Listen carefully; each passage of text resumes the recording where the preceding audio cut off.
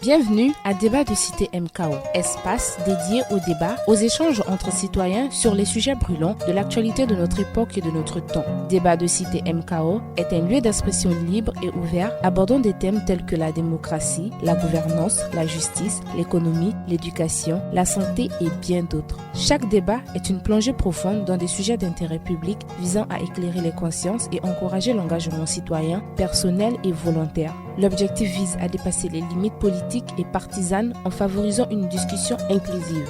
Rejoignez-nous chaque dimanche soir de 21h à 23h GMT en direct sur Xspace, Twitter. Débat de Cité MKO, véritable contrôle et veille citoyen. Mesdames et messieurs, bonsoir et bienvenue à tous dans ce débat de Cité MKO et où nous allons parler ce soir d'un sujet spécifique qui concerne justement ce soir qui concerne donc la question de l'alternance au pouvoir, de l'âge au pouvoir, de la durée au pouvoir. Et pour corroborer justement ce sujet ô combien délicat en Afrique, nous allons donc essayer de parler plus spécifiquement du président du Cameroun, le président Paul Biya. Le président Paul Biya est au pouvoir depuis 1982.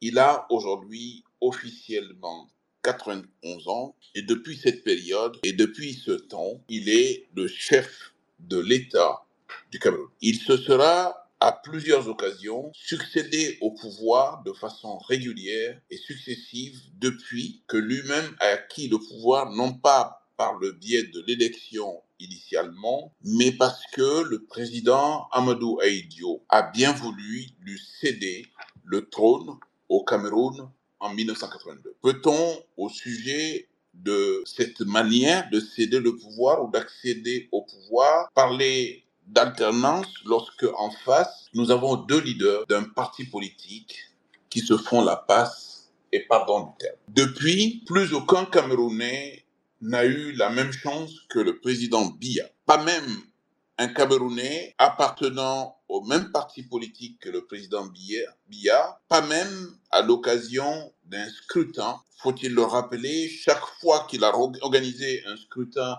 en vue de l'élection présidentielle, le président Paul Biya a toujours été gagnant de l'élection présidentielle. Vous comprendrez alors que nous soyons tous interloqués par l'âge, interloqués par la durée au pouvoir du président Biya, j'ai rappelé son âge, 91 ans, interloqué également et dubitatif en ce qui concerne le nombre de mandats qu'il a successivement eu à la tête de l'État du Cameroun, sans compter que visiblement pour le Cameroun, pour le président Biya et pour la constitution camerounaise, la question de la limitation du mandat n'est pas à l'ordre du jour. Peut-on parler d'alternance véritablement? Peut-on parler de démocratie, étant bien entendu que la question de la limitation du mandat présidentiel en nombre et en durée est apparue aux yeux d'un certain nombre comme étant une démarche antidémocratique et nous pourrons avoir l'occasion d'en parler sans doute. Il n'y a pas de tabou démocratique, il n'y a que des sujets que l'on doit évoquer au fur et à mesure de nos discussions, de nos échanges, au fur et à mesure de la situation qui se présente devant nous. Et cette situation camerounaise est une situation qui est justement assez riche en interrogations, assez riche en spécificités, assez riche à tout point de vue. Est-ce que le président Paul Biya, qui se maintient à la tête de l'État du Cameroun depuis 42 ans, est le symbole véritable de l'adhésion du peuple camerounais à son leader incontestable, le président Paul Biya, père de la nation, ou encore est-ce que cette longueur au pouvoir et la multiplication des mandats au pouvoir est l'expression d'un désintérêt camerounais? Le Cameroun semble plus être, en termes de pouvoir, de gestion du pouvoir dans le temps, de mandats et de multiplication de nombre de mandats, sans compter la durée des mandats, sans compter l'absence de limitation des mandats, le Cameroun semble être beaucoup plus en concordance avec le passé plutôt que le présent, s'agissant du pouvoir, le présent dans le cadre de l'État du Cameroun, qui à bien des égards apparaît comme un État moderne, mais du point de vue de la gestion du pouvoir, nous pourrons nous interroger sur quelques aspects. Pour parler donc de ce sujet ce soir, l'on ne pouvait pas trouver véritablement meilleur interlocuteur que celui ou celle qui a accepté ce soir de venir avec nous. Mesdames et messieurs, nous avons la chance d'avoir Madame Alice Nkom, elle-même camerounaise et profondément attachée non seulement au Cameroun, mais également à l'Afrique. Elle se réclame du panafricanisme, mais du panafricanisme originel qui ne soit pas frélaté, parce que simplement pour elle, la panafricanité, le panafricanisme, ce sont des principes, des valeurs qui sont aussi bien déterminants que attachants de la solidarité africaine. Madame Alice Nkom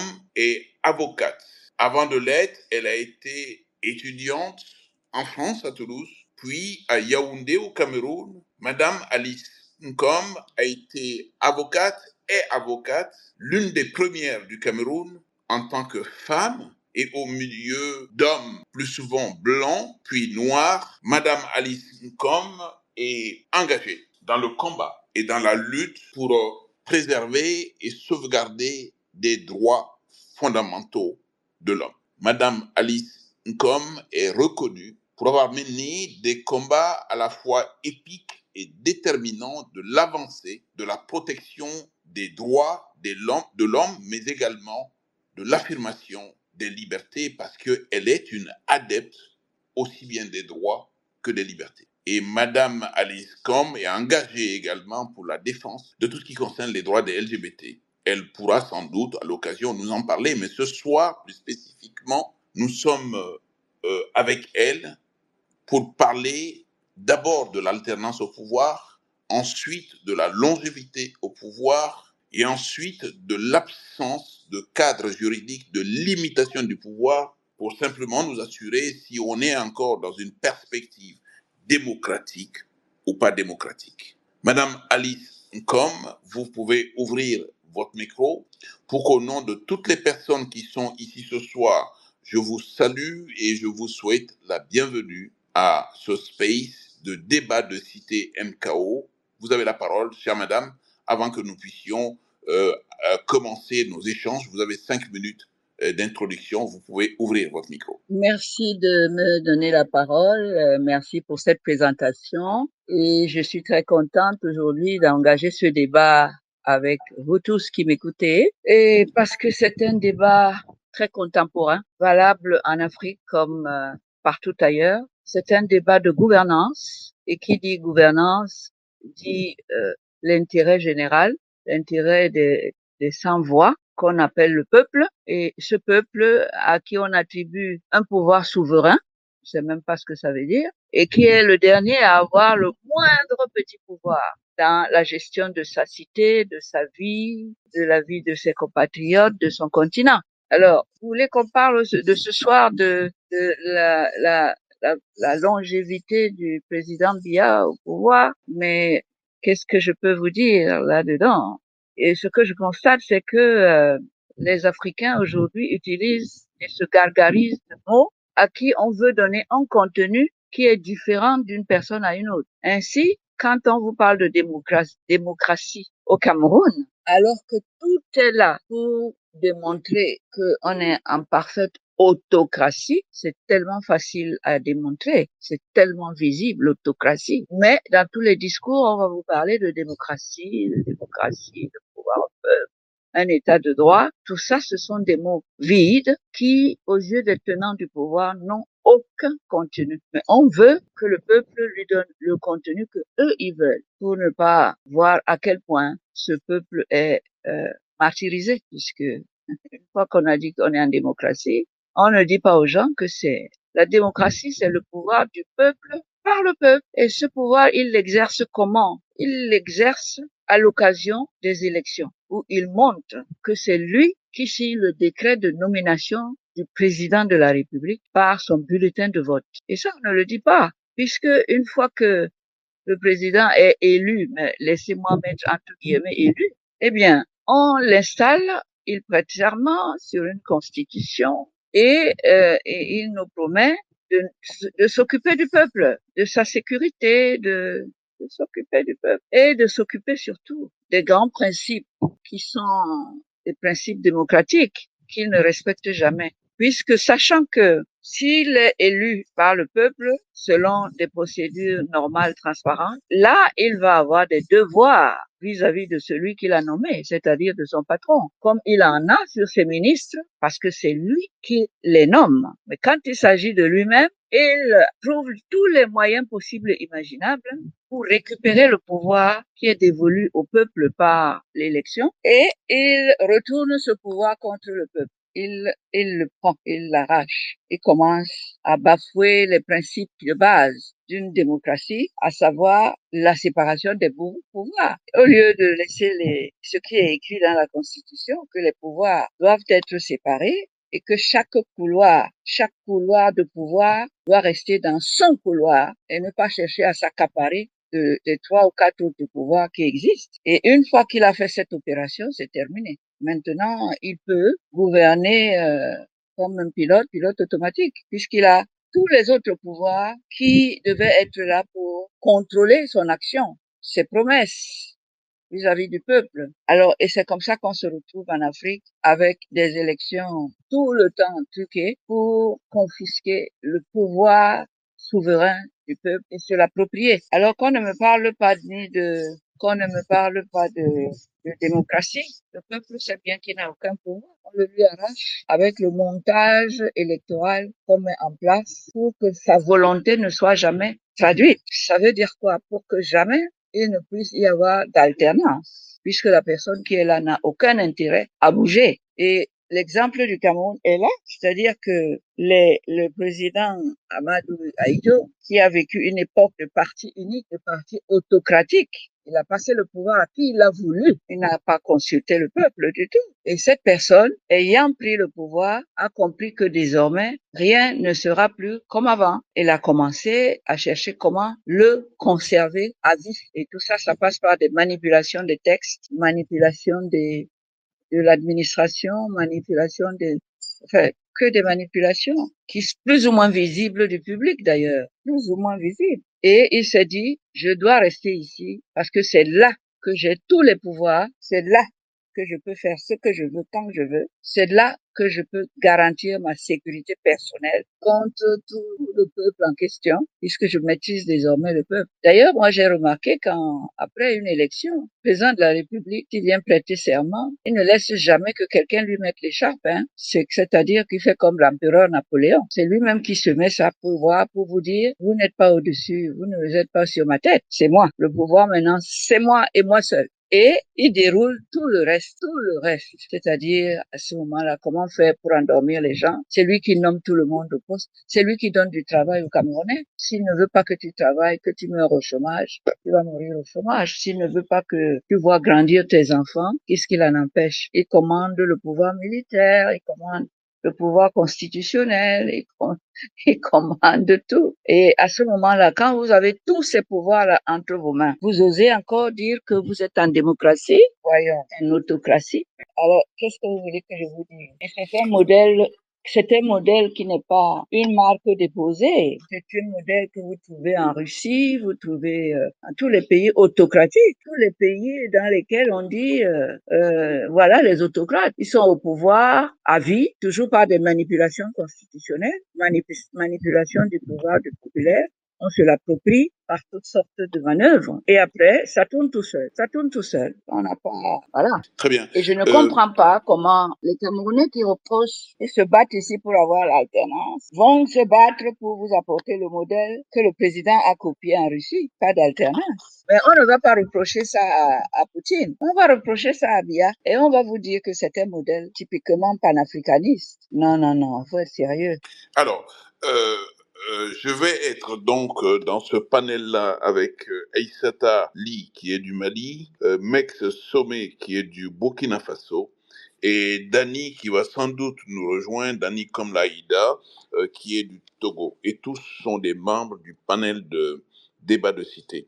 Et tous vont avoir donc cette opportunité d'échanger avec vous justement sur ce sujet. On l'a rappelé, le président Biya est au pouvoir depuis 42 ans, premièrement. Deuxièmement, il a 91 ans lui-même. Est-ce que aujourd'hui, l'âge au pouvoir, 91 ans, 42 ans, la durée au pouvoir, sont-ils des facteurs positifs ou négatifs dans un système de pouvoir d'une part, de gouvernance d'autre part, et plus spécifiquement en ce qui concerne le Cameroun? Alors, allô, C'est à vous, Alice Com, c'est à oui, vous. s'il vous plaît. Donc, la durée au pouvoir, 42 ans, l'âge au pouvoir, 91 ans, sont-ils des facteurs positifs ou négatifs au pouvoir et spécifiquement au Sclérosants, Cameroun? ce sont des facteurs sclérosants. Et tous ceux qui regardent le Cameroun aujourd'hui voient que le Cameroun est atteint de sclérose aiguë. C'est fini. Vous ne pouvez pas. C'est une loi de la nature. Vous ne vous régénérez pas. C'est un cycle incompatible avec l'exercice du pouvoir. Parce que la vie d'un individu est séquencée. Vous êtes d'abord un enfant, vous êtes adolescent, vous êtes adulte et vous passez au troisième âge. Et tout le monde voit les dégâts du temps sur votre capacité à gérer, à réfléchir, à réagir. C'est visible, non? Un pays n'a pas besoin de sclérose. Un pays a pas besoin c'est comme la vie humaine. C'est-à-dire, vous avez besoin d'oxygène tout le temps et régénérer. Sinon, vous allez où? C'est la sclérose. Est-ce qu'on peut acculer un pays, tout un pays à la sclérose parce que son dirigeant est atteint naturellement par cette sclérose-là? Comment? C'est une question qu'on ne peut même pas poser. Un pays a beaucoup d'habitants, il a beaucoup de gens, il a beaucoup de... hein. Les époques changent tellement, les temps changent, la science change, le développement, tout change. Et vous avez quelqu'un là qui est dans des paradigmes de 1900 longtemps, qui n'a pas la possibilité lui-même de s'adapter au progrès, encore moins d'adapter son pays pour lui permettre de se développer en harmonie avec le monde. Faut-il vraiment détester ses concitoyens pour ne pas voir que c'est un crime contre l'humanité de se comporter de cette manière-là? Il faut régénérer. C'est pour ça que l'alternance est composante essentielle en démocratie. Il faut laisser le peuple choisir d'autres personnes. Se tromper même, sachant qu'il peut les changer, tromper et apprendre de cette erreur, plus se tromper pour donner à d'autres. Ce n'est jamais la chasse gardée d'un individu. Jamais. Et c'est la sagesse que Aïdjo a eu à un certain moment. Il a dit, je ne vais pas m'éterniser au pouvoir. Et il a allié la parole à l'acte. Il a dit, bon, je donne à celui-ci. Il saura. Je crois qu'il a appris un peu à mes côtés. Oui, il n'était pas fou. Lui-même avait senti que ça n'allait plus. Il n'avait plus les réflexes qu'il faut pour le pouvoir, pour gérer un pays. La mémoire s'en va. Tu sais même plus comment tu t'appelles. Parfois, tu reconnais même plus tes enfants. C'est une loi de la nature, hein. Faut la respecter, tout simplement. Bonsoir, Euh, bonsoir, madame. Mex, Excuse. je voulais juste donner la parole à Aïssata Ali, qui est une dame parmi nous. Après, tu la prendras et Dani suivra. Aïssata Ali dans un premier temps, Mex dans un deuxième temps et Dani dans un troisième temps. Maître, on peut laisser la parole à Maître. Mex, vas-y. Ça ne me dérange pas Mex, du vas-y. tout. Bonsoir, madame, et vraiment enchanté de vous avoir parmi nous ce soir. Ma question peut vous paraître un peu naïve, mais je me la pose vraiment. Paul Biya et le président Aïdjo, ils ont été à la tête du Cameroun à un moment où c'était le parti unique. Le président Aïdjo, à un moment donné, a passé la main à Paul Biya, mais c'était toujours le parti unique. Par contre, à partir de quelle année est-ce que le multipartisme est arrivé au Cameroun? Est-ce que c'est dans les années 90 comme dans les autres pays francophones ou est-ce que c'est plus tôt ou est-ce que c'est plus tard? Merci. C'était dans les années 90 comme tous les autres pays. Quand Mitterrand leur a dit désormais démocratiser, ça n'a jamais été une action spontanée du président Biya. Hein. Et à partir de ce moment-là, quand ils ont vu, tous nos chefs d'État, là, quand ils ont vu que c'est obligé, ben, ils ont préparé l'habillage de la démocratie pour faire plaisir à Mitterrand et pour endormir le peuple. Voilà, ils ont préparé ça pour que ça soit une démocratie de façade et en conservant tous les cordons du pouvoir derrière la porte, entre leurs seules mains. Donc, ils ont appris comment truquer les élections, comment tenir des discours creux qui ne veulent rien dire. C'est vous la démocratie. Pouvoir au peuple, pouvoir au ceci. Tous ces slogans-là qui ne signifient rien du tout, ni dans leur tête, ni dans la nôtre d'ailleurs, quand on les voit faire. Ça ne va jamais avec les actes qu'ils posent. Donc voilà, ça a été une démocratie de pure façade. Le peuple n'a rien à dire. Je pense que vous suivez ce qui se passe aujourd'hui au Cameroun, où le ministre, qui est un membre du secrétariat que le peuple a donné, c'est-à-dire l'administration, à la personne qu'il est censé avoir élue au pouvoir. On lui dit, tu vas travailler avec des tas de personnes, nous payons tout. Le peuple paye. Mais ces personnes-là, les ministres, il faut les écouter parler au peuple souverain. qui est le patron de leur patron, qui les a nommés. Faut écouter. Ça va vous donner une idée de ce que c'est que la démocratie de façade au Cameroun. Oui, le ministre que nous donnons comme secrétariat pour aider le président à faire ce qu'il doit faire pour nous plaire, pour faire avancer le pays, et nous payons, eh bien, le ministre a plus de pouvoir que tout le monde. Il décide. Il vous interdit de marcher. Il vous interdit à la fête de l'unité de marcher, de défiler. Il choisit qui défile et qui ne défile pas. Et il continue avec les mêmes slogans, la fête de l'unité. Pendant ce temps, il y a des guerres au nord-ouest et au sud-ouest du Cameroun depuis 7 ans. Mais les mots flous là, les mots qui sont le piment dans les yeux pour le peuple, ça continue. Nous sommes l'unité, nous incarnons l'unité, la paix. Et au nom de ça, on peut vous arrêter, vous, alors qu'ils ne sont pas capables d'arrêter la guerre qui est là depuis, entre fraticides, hein. C'est comme s'il y avait deux Cameroun. Ouais, il y a la guerre là-bas, on tue. L'armée républicaine tue les Camerounais là-bas. Voilà. Et voilà. Et les Camerounais de là-bas se battent comme ils peuvent. Tout est dans le mot. Le mot. Mais dans la pratique, on fait le contraire de ce que devrait contenir le mot qu'il prononce. Si vous avez compris ça, vous avez tout compris le reste. Voilà. Mex encore? Allô? Oui, mais madame, vous savez, si le multipartisme est arrivé au Cameroun, comme dans les autres pays francophones dans les années 90, est-ce que vous conviendrez avec moi que dans aucun de ces pays, quelles que soient les forces qui poussaient pour la démocratie et que Mitterrand a accompagné quand il a compris qu'il ne pouvait plus lutter contre, comment ça se fait que on a quand même l'impression que il y a deux Afriques francophones. L'Afrique francophone de l'Ouest, qui ne sont pas plus démocrates que ceux de l'Afrique centrale, mais où il y a eu quand même quelques alternances. Au Congo, Brazzaville, Denis Sassou Nguesso, après la conférence nationale, a perdu les élections. Et c'était Pascal Lissouba. Après, il a pris les armes pour reprendre le pouvoir. Mais en tout cas, il a pu être désarçonné. Même Mobutu a été obligé de nommer le père du président actuel, Tshisekedi, qui était l'opposant historique, comme premier ministre de cohabitation. Donc, si vous voulez, aucun de ces dirigeants n'est devenu subitement un démocrate. Mais il y avait des forces dans ces différents pays-là qui ont poussé, qui ont pu avoir des alternances. Ça n'a pas été facile. Et les alternances en question n'ont pas toujours été plus démocratiques d'ailleurs. Mais ça a quand même bougé. Mais on a l'impression qu'en Afrique centrale, c'est un glacis où rien ne bouge. En Guinée équatoriale, au Cameroun, au Tchad, au Gabon, en Centrafrique, où eux, c'est une succession de guerres, un peu comme au Tchad, chacun prend les armes et vient prendre le pouvoir. C'est ça la Centrafrique. Donc au moins ça bouge un peu là-bas, mais pas de la bonne façon. Mais tout le reste de l'Afrique centrale, c'est un glacis où rien ne bouge. Comment est-ce que vous expliquez ça? Franchement, il m'est difficile d'expliquer ces choses-là. Je ne sais pas ce que ces gens-là trouvent quand ils prennent le pouvoir. Comment, ce qu'ils trouvent là-bas dans la maison qu'ils sont chargés de diriger. Je ne comprends pas. Il y a des gens qui pensent que il y a la France qui tire les ficelles, qui choisit la personne et qui soutient. Parce que nos chefs d'État, comme ils n'ont aucune légitimité populaire, ils ne sont pas soutenus par leur peuple, parce que eux-mêmes ne font rien pour leur peuple. Ils vendent le peuple quand ils veulent. Ils le mettent dans des situations de famine et de sous-développement éternel. Bon, comment voulez-vous qu'on puisse? On peut pas faire développer l'Afrique. Personne ne met les intérêts de l'Afrique en avant ou du pays qu'il dirige. Personne. Tout est auto-centré sur l'individu qui a le pouvoir. Il est prêt à tuer ses compatriotes avec les armes qu'il paye, avec l'argent de ses compatriotes. On va savoir ce qu'il a été signé là-bas. Il est prêt à dépouiller tout son peuple, à le laisser dans la faim et la famine. Vous savez, aujourd'hui, quand les gens savent que vous êtes pauvre, vous n'avez pas les moyens, vous n'avez pas d'argent, vous n'êtes rien. Ils ne vous prennent pas au sérieux. Vous parlez pas. Voilà. Et c'est ce que nos chefs d'État commencent par faire. Appauvrir le peuple. Créer des situations où il y a de plus en plus de pauvres. Voilà. Comment voulez-vous qu'on s'en sorte?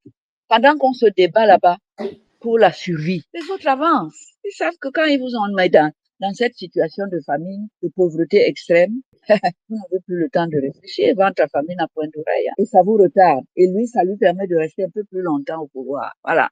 De casser la volonté populaire. Qu'est-ce que vous voulez que je vous dise? Le leadership est en panne chez nous. Nous n'avons plus de chef d'État charismatique capable de faire le prestige même de nos pays. On ne cite plus tous ces pays que dans les cas de drame. Voilà. Et de façon à pouvoir solliciter l'aide à travers le Kalachnikov qu'on va te livrer pour que tu transformes l'Afrique en champ de bataille en permanent. Pendant ce temps, les autres avancent. Ils prennent l'uranium, ils fabriquent la bombe atomique, ils deviennent plus forts. Et ils ont la force de frappe, ils peuvent menacer qui on veut là-bas. Et pendant ce temps, nous sommes toujours en guerre. La survie, le champ de bataille, c'est l'Afrique. Une bataille qui souvent même ne nous concerne pas. Mais par notre façon de gérer, ben oui, on se retrouve en train de payer les pots cassés. C'est nous qui en faisons les frais. Pendant que chacun protège ses peuples là-bas, pour qu'on ne voit pas même une arme, quelque chose arriver là-bas, c'est d'abord protège d'abord la maison, le pays. Chez nous, ici, on dit venez, transformez mon pays en champ de guerre. Venez ici, il n'y a pas de problème. Comment voulez-vous qu'on s'en sorte? On part d'une guerre à une autre, de livraison de Kalachnikov en livraison de Kalachnikov. Pendant ce temps, on ne s'industrialise pas pour développer, pour faire manger les nôtres. Les Chinois viennent ici, c'est des centaines de milliers d'hectares qu'on leur donne pour faire le riz qu'ils rapatrient en Chine pour nourrir les Chinois. Mais qui va vouloir, qui va parler pour nous, pour dire moi aussi je vais aller faire là-bas, pour aller développer mon pays? Ici, on a même poussé les fantaisies jusqu'à dire que les gens de la diaspora, parce que là-bas on a vu quelle capacité ils avaient, qu'on leur a donné une autre nationalité, on leur a enlevé une nationalité qu'on ne peut même pas enlever. Le pays ne t'a pas donné la nationalité. C'est ton sang qui coule dans tes veines. Le sang de tes ancêtres, les panafricanistes, là, ils sont où? Personne ne peut t'enlever ça, parce que personne ne t'a donné le sang. Voilà. L'Afrique ne fait que des divisions et des soustractions. La tourner le dos aux additions et aux multiplications. Où est-ce qu'on va? Oui, merci, maître. Alors, bonsoir à toutes et à tous. Et merci, Madame Com, d'être avec nous sur ce space qui parle donc du Cameroun. Vous l'avez dit, l'alternance démocratique est l'une des composantes essentielles de la démocratie, si tant est-il que nous sommes en démocratie, bien évidemment. Moi, je vous ai beaucoup entendu parler de peuple, de peuple souverain, de pouvoir et tout. Maintenant,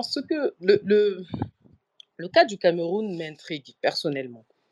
Et ce que je ne comprends pas, c'est justement le rôle de ce peuple-là. Est-ce que vous ne pensez pas que ce peuple, en plus d'être victime, est aussi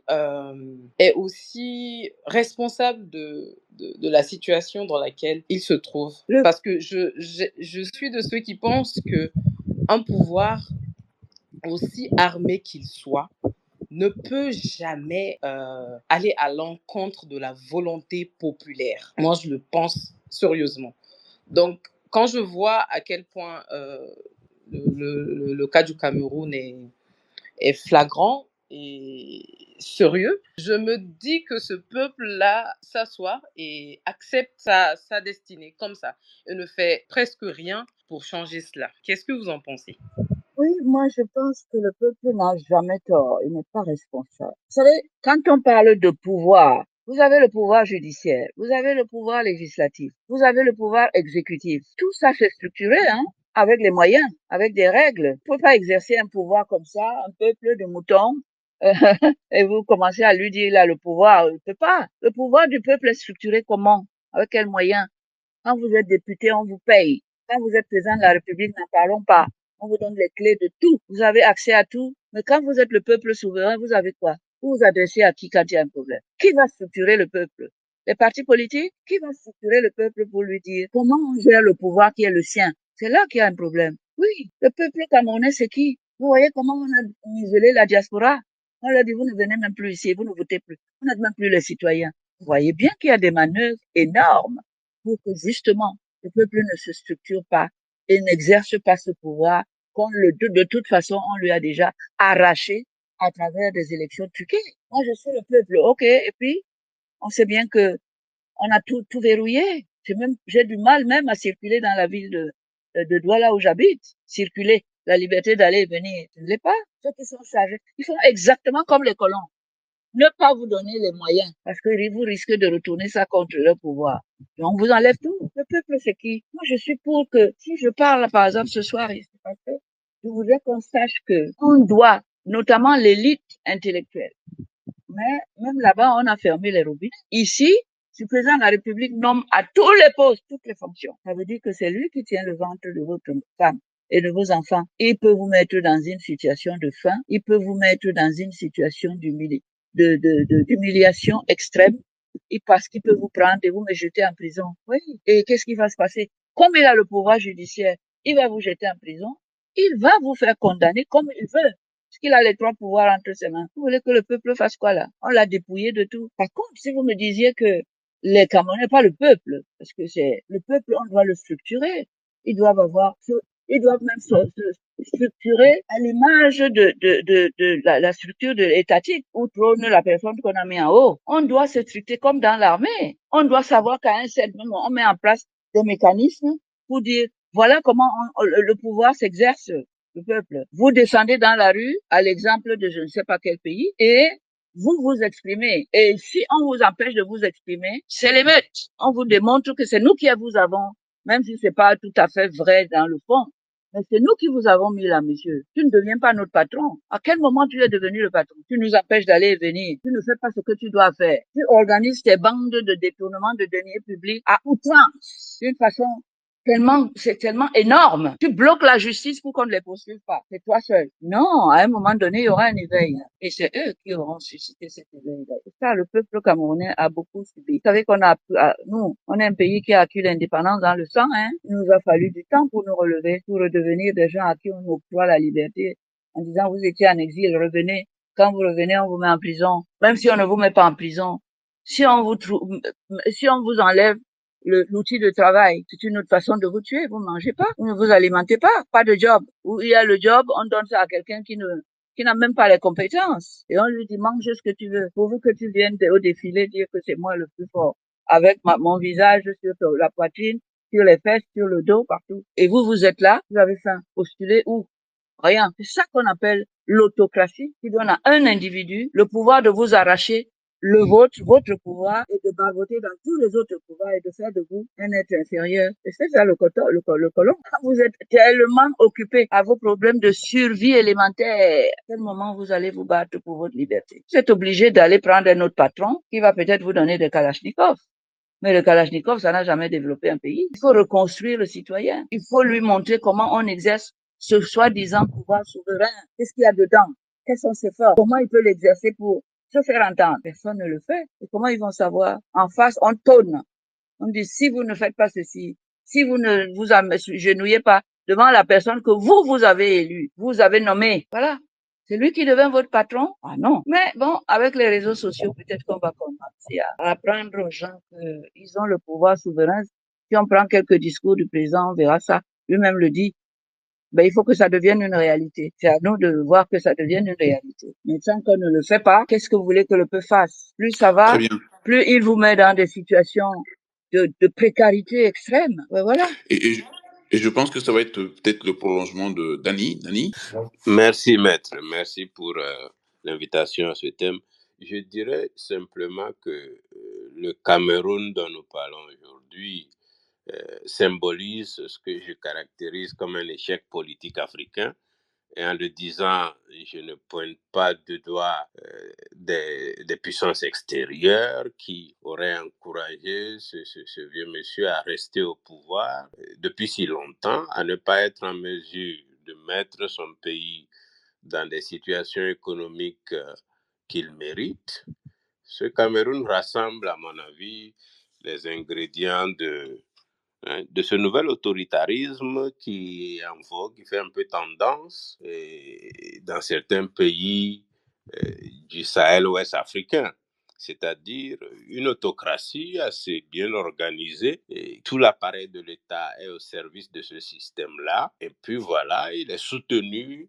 C'est un système prébandier, donc ceux qui en profitent le soutiennent. Vous vous rappelez, je crois que cela a été dit tout à l'heure par votre invité, que le Cameroun a commencé à s'engager vers une transition démocratique vers les années 90, à l'instar d'autres pays africains, mais on a vu comment cela s'est poursuivi et ça s'est estompé. Donc, c'est un pays en processus politique bloqué, et c'est ce blocage-là qui s'est poursuivi pendant longtemps, et depuis lors, Biya est toujours au pouvoir.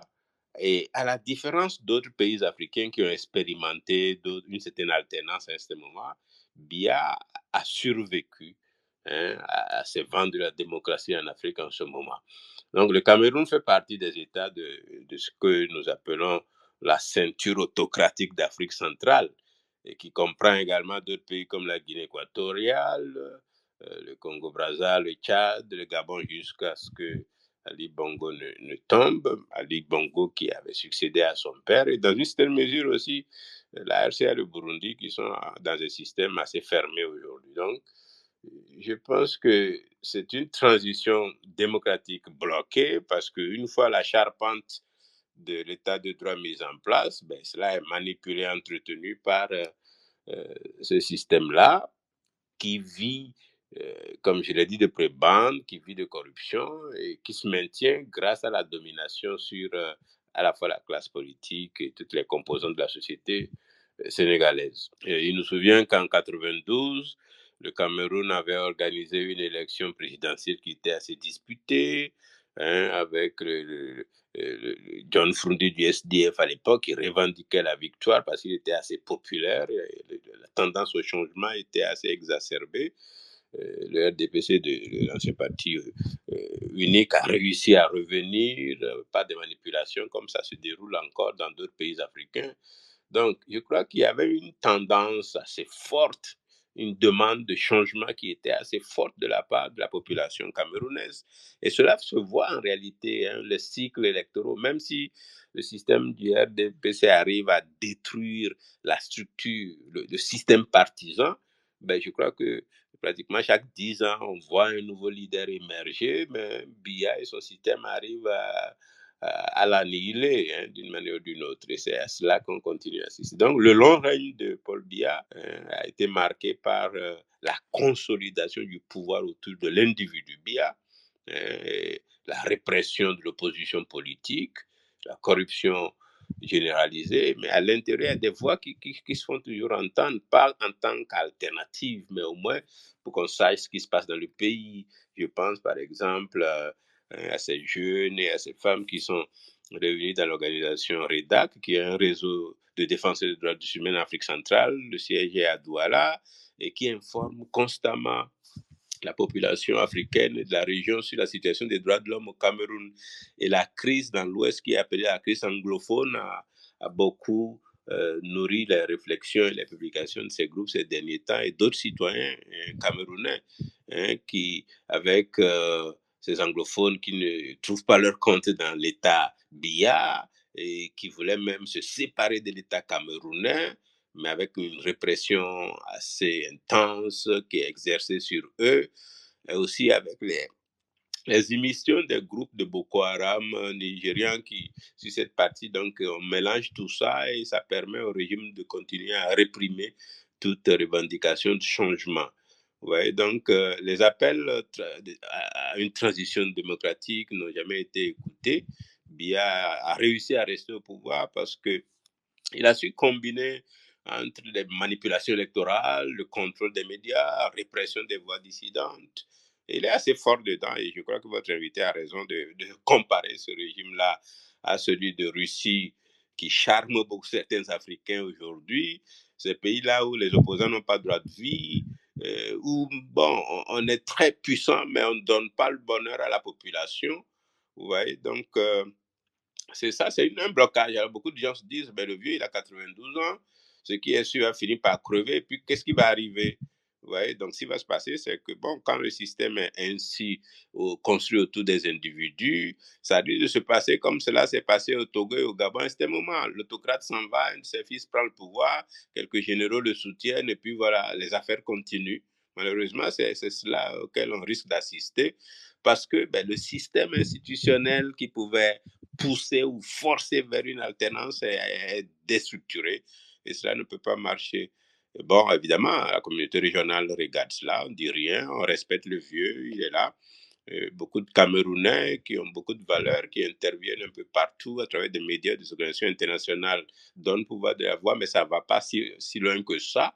Et je crois que le Cameroun mérite mieux, les Camerounais que nous connaissons, et ce pays assez riche par ses ressources mérite mieux que ce vieillard qui est là, que certains applaudissent parce qu'ils se trouvent leur compte.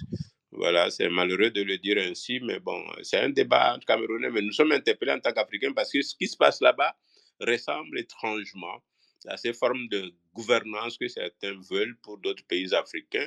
Surtout au cas du Sahel, aujourd'hui, on dit qu'il nous faut des dirigeants forts qui dépendent de personne, hein, qui nous dominent. Ça dit que nous voulons nos propres dictateurs qu'on contrôle, et sauf que ils vous contrôlent aussi, ils décident tout en votre nom, et puis ils ont le droit de vie et de mort sur vous comme Biya le fait. Merci encore pour l'invitation. Merci infiniment, Dani. Avant de donner la parole justement à l'ICOM pour faire ce commentaire, je voulais juste rallonger la question justement pour évoquer les deux autres aspects qui nous intéressent, à savoir l'opinion de Alice Incom en ce qui concerne la durée au pouvoir, la limitation de la durée au pouvoir en termes de mandat et de nombre de mandats. Est-ce que ce sont encore des aspects qui sont nécessaires aujourd'hui pour être dans un système de démocratie tel que le Cameroun? Parce que quand même, il y a quand même une certaine pratique en Afrique centrale que nous constatons, c'est qu'il y a une, une certaine manière de rester longuement au pouvoir en Afrique centrale qui n'est pas la même situation qu'en Afrique de l'Ouest dans une certaine mesure. Quand on voit par exemple la durée au pouvoir du président Bongo, la durée au pouvoir du président Sassou Nguesso, la durée au pouvoir du Zaïrois Mobutu Sese Seko, en Guinée équatoriale, au Tchad. Bon, alors est-ce que aujourd'hui la question de la durée au mandat, de la durée au pouvoir, la question de la limitation du mandat, est-ce que ce sont des préceptes de démocratie encore dans cette région centrale de l'Afrique? Tout d'abord, je salue beaucoup l'intervention de mon précédent interlocuteur. Ah oui, oui, c'est comme s'il lisait dans mon cœur et il fait une très, très belle analyse de la situation de la démocratie en Afrique. Je partage à tout point de vue ce qu'il a dit. Maintenant, en ce qui concerne la démocratie au Cameroun, vous savez, quand le pouvoir est très sucré, tous nos chefs d'État là, ils construisent le pouvoir selon des modèles chinois, russe qui leur permet de rester au pouvoir jusqu'à ce que Dieu seul en décide. Voilà. Parce que, en ce qui concerne le Cameroun, le président Aïdjo a donné le pouvoir au président Biya. Mais, une fois que le président Biya a pris le pouvoir, c'en était fini d'Aïdjo. Il n'avait même plus le droit de mettre les pieds dans le pays qu'il a créé, parce que c'est lui qui était là au moment de l'indépendance. Même son cadavre ne vient pas ici. Alors, quand vous voyez ce genre de comportement, ils sont pas fous. Ils se disent que pour se protéger, eux, il faut qu'ils soient au pouvoir avec tous les pouvoirs dans leurs mains, sans partage, sans contrôle. Parce que sinon, il va leur arriver ce que eux ont permis d'arriver aux autres. Donc, ça entretient l'esprit de président à vie. Il n'y a que là-bas, quand vous êtes à ce pouvoir, au niveau de pouvoir, que vous pouvez compter être, que vous pouvez vivre. Vous vivez, vous contrôlez toutes les finances, sans contrôle. L'économie est entre vos mains. La caisse de l'État est entre vos mains. Vous distribuez ça comme vous voulez, sans jamais rendre compte.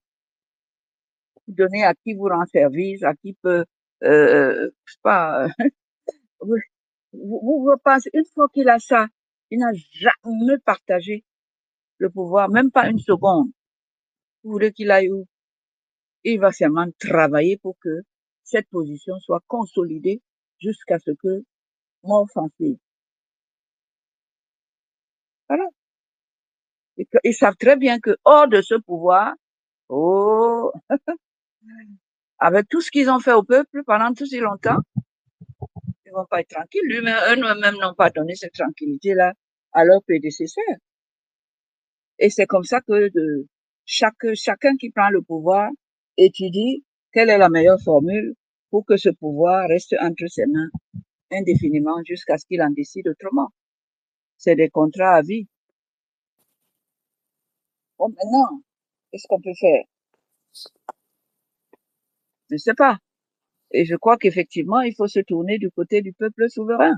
Mais il faut apprendre au peuple que ce pouvoir existe, mais qu'il doit être géré d'une certaine manière pour bien montrer que c'est eux qui l'ont. C'est pas les gens qui sont en haut là-bas et qui mangent notre argent n'importe comment et qui nous mettent dans la pauvreté et le sous-développement perpétuel.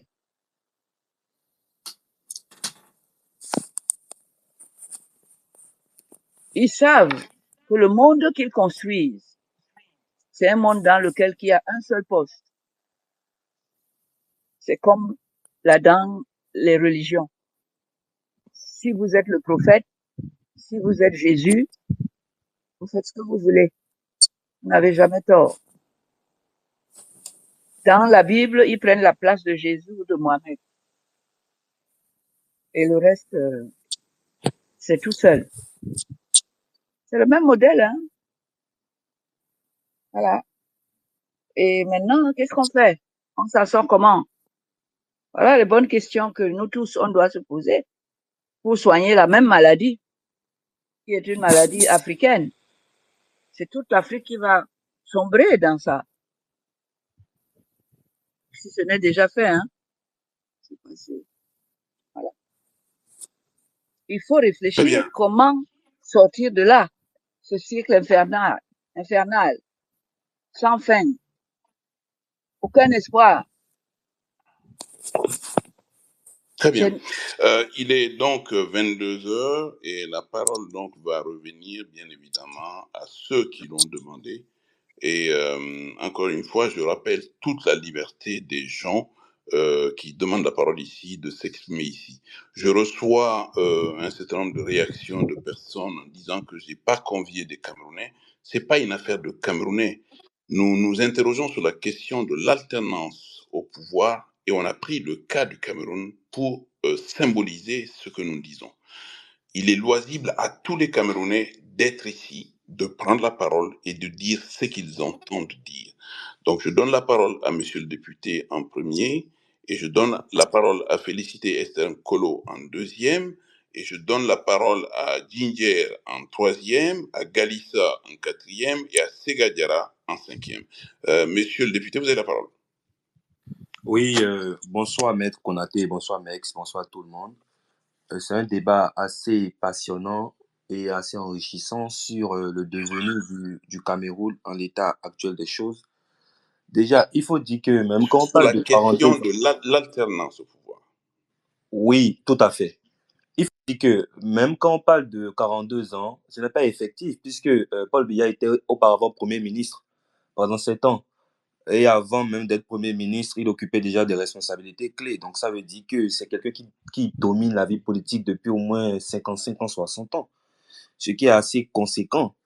Et là où je rejoins, je pense que c'était la co elle est partie, Aïssata, elle disait en fait que il y a aussi la responsabilité d'une partie des populations. Je pense que c'est ce qu'elle semblait dire. Je suis un peu d'accord puisque un pouvoir ne peut pas s'exercer pendant autant longtemps sans qu'il y ait un consentement tacite ou non, volontaire ou involontaire d'une partie de la population. En fait, il y a aucun pouvoir qui règne que par la force et que par la ruse.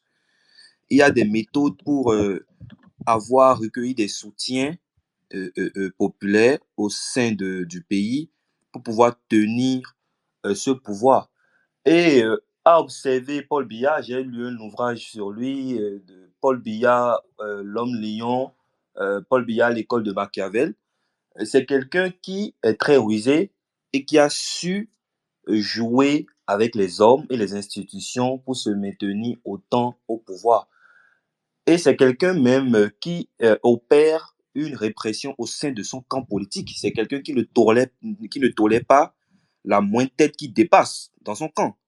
Il y a les cas en sont légion. Hein. Il y a Marafa Amidou qui est en prison. Il y a beaucoup d'autres qui ont été en prison, qui ont servi, qui sont toujours en prison d'ailleurs. Il y a aussi Alain Mzo ou Mfo, je ne sais plus. Des gens qui ont servi avec zèle ce pouvoir euh, euh, euh, et qui pendant un moment ont été tentés d'écrire leur propre destin, mais ils ont mal fini en griffe. Donc, il faut aussi dire qu'il y a une guerre aussi de leadership au sein même du RDPC, puisque la question qui se pose aujourd'hui, c'est la succession. Et tous les hommes politiques et tous les Camerounais, tous les citoyens africains savent en fait que le régime Biya, il est à son crépuscule. Et il va s'écrouler tôt ou tard. Et qu'est-ce qui pourrait se passer? C'est là la question. Même au sein du gouvernement, il y a déjà une crise entre le ministre de la Justice et le secrétaire général de la présidence, qui est une sorte de premier ministre, président bis même, puisqu'il a l'autorité pour signer à la place de Paul Biya, qui a un pouvoir immense. Il y a une guerre de leadership et on se demande qu'est-ce qui pourrait se passer? Est-ce qu'il y aurait coup d'État? Est-ce que le fils serait imposé? Est-ce que la constitution serait respectée? Est-ce qu'il y aurait une révolte populaire? Donc c'est autant de questions qui n'ont pas de réponse tout de suite et autant de questions qui ne laissent personne serein parce qu'on sait qu'on est dans un pouvoir qui est déclinant. Et moi, en fait, je voudrais solliciter aussi les forces vives qui puissent s'organiser pour opérer une transition, pour balayer ce régime et ces oligarques qui se sont enrichis pendant autant d'années au pouvoir sans discontinuité et sans partage. Je vous remercie. Merci infiniment. Félicité Nkolo à la parole. Merci Mamadou. Bonsoir à toutes et à tous. Alors, si je suis d'accord avec le constat posé par Citalis, celle que vous appelez Maître Alice Kam, je serais pas d'accord avec elle sur la responsabilité des Camerounais. J'ai pas envie de dire le peuple camerounais parce que je crois que ça aussi c'est une des difficultés du Cameroun et une des originalités, c'est qu'il n'y a pas un peuple camerounais, il y a des Camerounais. Le tribalisme est un tribalisme d'État exacerbé par l'État, ce qui fait que le Camerounais de l'extrême nord n'a rien en commun avec celui du sud, à part un hymne national qu'il chante à peine. Alors, j'entendais l'intervenant précédent parler d'un coup d'État. Il y aura jamais de coup d'État au Cameroun parce que ce qu'il faut que vous sachiez, c'est que le ministre de la Défense au Cameroun, c'est Paul Biya. Il n'y a pas de ministre de la Défense, il y a un ministre délégué à la Défense qui est délégué donc à Paul Biya. Le ministre de la Défense au Cameroun, c'est le président Paul Biya. Et Paul Biya et l'intervenant précédent l'a dit, son livre de chevet, c'est Machiavel. Paul Biya joue sur le diviser pour mieux régner. Il divise la société camerounaise, il divise dans son propre camp, il divise dans sa propre famille biologique, de sorte que il a la mainmise sur tout. Mais la responsabilité des Camerounais est lourde dans l'avenir de leur pays. Et je vais l'illustrer par une phrase que Raymond Barre affectionnait, c'est de dire des gros parleurs, mais des petits faiseurs. Ils sont gros parleurs quand il s'agit du Mali, du Burkina, du Sénégal, de la Côte d'Ivoire, et ils sont petits faiseurs. Paul Biya connaît, il est dans l'administration camerounaise depuis 1962. Il connaît donc les Camerounais. Il sait que les Camerounais, on peut les gérer par des petites phrases. Depuis que Paul Biya est au pouvoir, il gère le Cameroun par des petites phrases. Par exemple, la CAN n'est pas faite, il dit il y a glissement de date. Et les Camerounais reprennent ça en cœur pendant des années. Et pendant ce temps, il assoit son pouvoir, il élimine, il consolide à droite, il élimine à gauche. Donc, les Camerounais sont apathiques.